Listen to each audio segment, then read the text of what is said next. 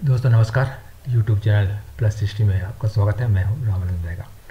कुछ स्टॉक के बारे में देख लेते हैं कि ये आने वाले समय में एक अप साइड मूव दे सकता है। और जो नए सब्सक्राइबर हैं उसको ये तो पता लगेगा कि यह किस साइकिल चार्ट किस तरह से काम करता है, घंटे किस तरह से काम करता है। और सबसे अच्छी बात है कि इसमें आपको रेजिस्टेंस और सपोर्ट लाइन, एंगल लाइन का सपोर्ट, रेजिस्टेंस, ये सब देखने को मिलता है, विजिबल है, जो कि प्लेन चार्ट में आपको देखने को नहीं मिलता। तो सबसे पहले हम HDFC बैंक देखते हैं। देखिए ये जो अब खाली दिख रहा है ये भरा नहीं गया है चार्ट में, क्योंकि मैं पूरे एक साल से तबीयत खराब होने की वजह से मैं बाहर रहा। अभी इसको एक आध महीने हुए हैं, इसको अपडेट होने में समय लगेगा। अब देखिए HDFC बैंक एक नीचे का सपोर्ट, हॉरिजॉन्टल सपोर्ट, और ऊपर से 60 डिग्री का सपोर्ट, और ये है लोअर बैंड का सपोर्ट। तो इसके सारे इसने कंटिन्यू अपसाइड मूव दिया, और इसमें थोड़ा सा गिरावट आया। जैसे लोअर बैंड टूटा, एक गिरावट आया, लेकिन आप ग्रीन लाइन में देखिए तो यहाँ पे एक सपोर्ट था, इस ब्लॉक का सपोर्ट था, और यहाँ पे सपोर्ट मिलने के बाद ग्रीन लाइन में अपसाइड मूव दिया।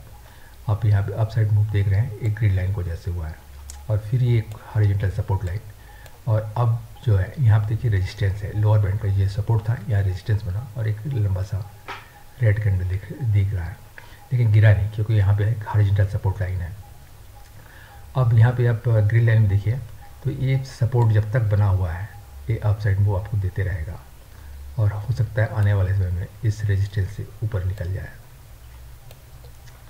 और यदि ऊपर निकलता है तो इसका मतलब ये है, यदि इसको सपोर्ट बनाता है तो फिर और ऊपर जाने की संभावना है। तो मेरा एक निवेदन कि ना तो खरीदने की सलाह है और ना ही बेचने की सलाह है। दूसरा चार्ट है ICICI बैंक का। इसमें एक बेहतर सपोर्ट है, मिड बैंक का एक बेहतर सपोर्ट है, और ये जब तक टूटेगा नहीं, गिरने की कोई संभावना नहीं है, लेकिन अप साइड मूव इसमें दिखा सकता है। और ये जो लेवल निकल के आ रहा है 1439 है, एक्चुअल में 1440 का ये लेवल है। तो ये जा सकता है, जब तक ये सपोर्ट बना रहा तो समय के साथ ये निकल सकता है। हालांकि यहाँ बहुत नज़दीक है 60 डिग्री का रेजिस्टेंस, इसको निकालने के बाद अप साइड आपका फिर से देखने को मिल सकता है। ये है अपर बैंड। एक्शन क्या होता है आने वाले समय में बताएगा, लेकिन जब तक ये सपोर्ट नहीं टूटता मिड बैंड का, एक पॉजिटिव मूव आपको देखने को मिलेगा ICICI बैंक में। मारुति का सांख्यिकी चार्ट। अब इसमें देखिए एक लंबा साइडवेज मूव होने के बाद ये अप साइड मूव दिखा रहा है।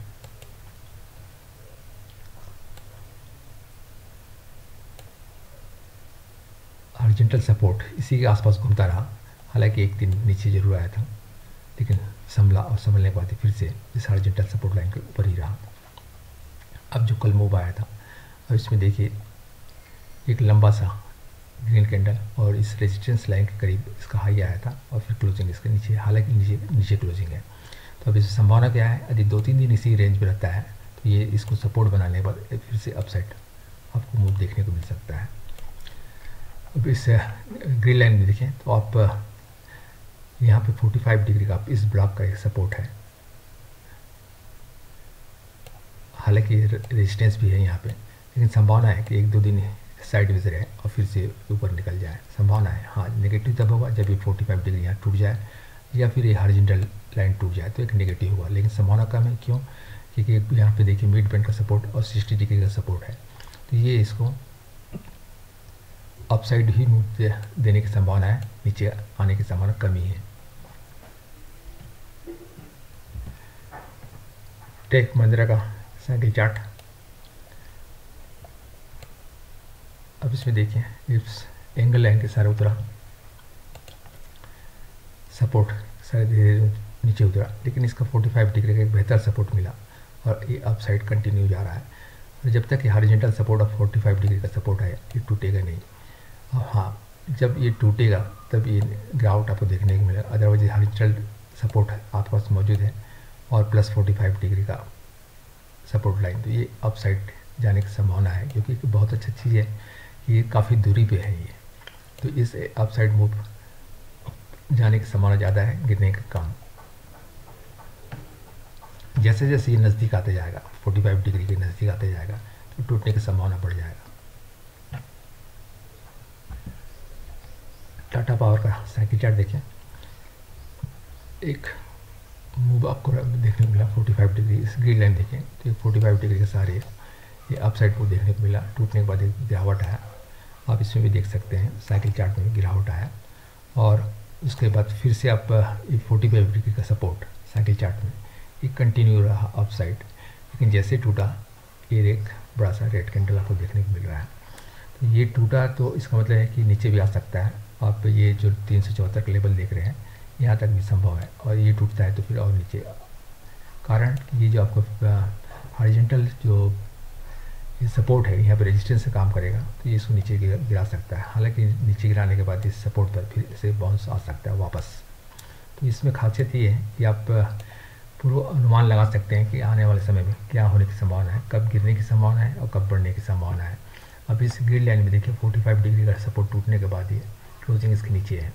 हाँ, एक गैप अप ओपनिंग हो जाए तो एक संभावना है फिर से बढ़ने का, और यदि गैप अप नहीं होता तो फिर से ये नीचे आएगा। आपका ये जो हॉरिजॉन्टल सपोर्ट आप देख रहे हैं यहाँ तक का संभव है।